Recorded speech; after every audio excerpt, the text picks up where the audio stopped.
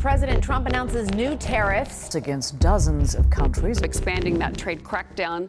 Another day, another tariff announcement, upending global supply chains and confusing companies. This is something that we have not seen for many, many years.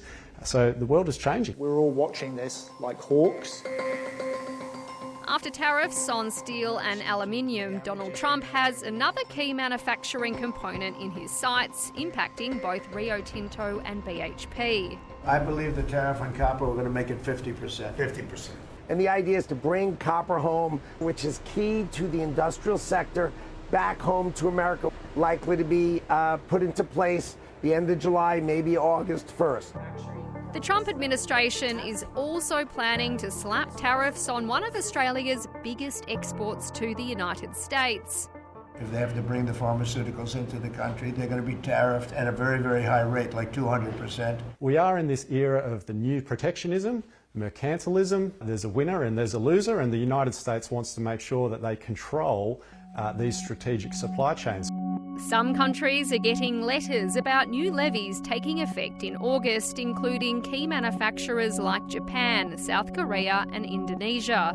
More letters are being sent to other nations, including the EU.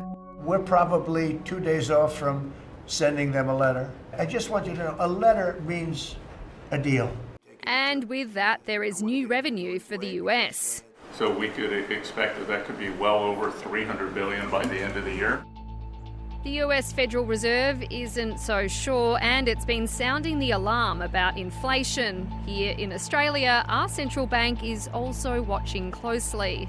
The situation is evolving very rapidly. The day after Brexit happened, everyone thought the world would end, and it didn't.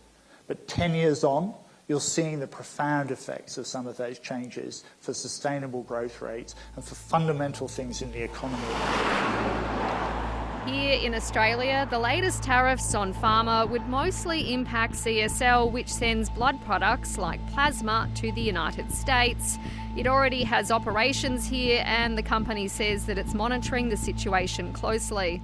We'll continue to engage with our counterparts in the US on these issues. We'll continue to engage with our own exporters and industries to work through the potential costs and consequences of what's being proposed.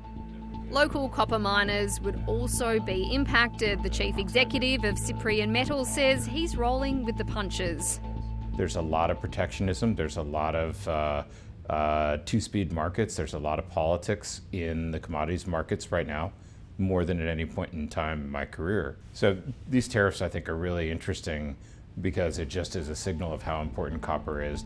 Globally, companies selling items as diverse as luxury watches are also trying to stay calm.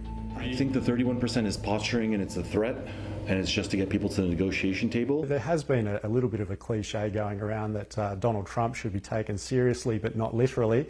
I think we do have to take him literally. As the world watches and waits for his next move.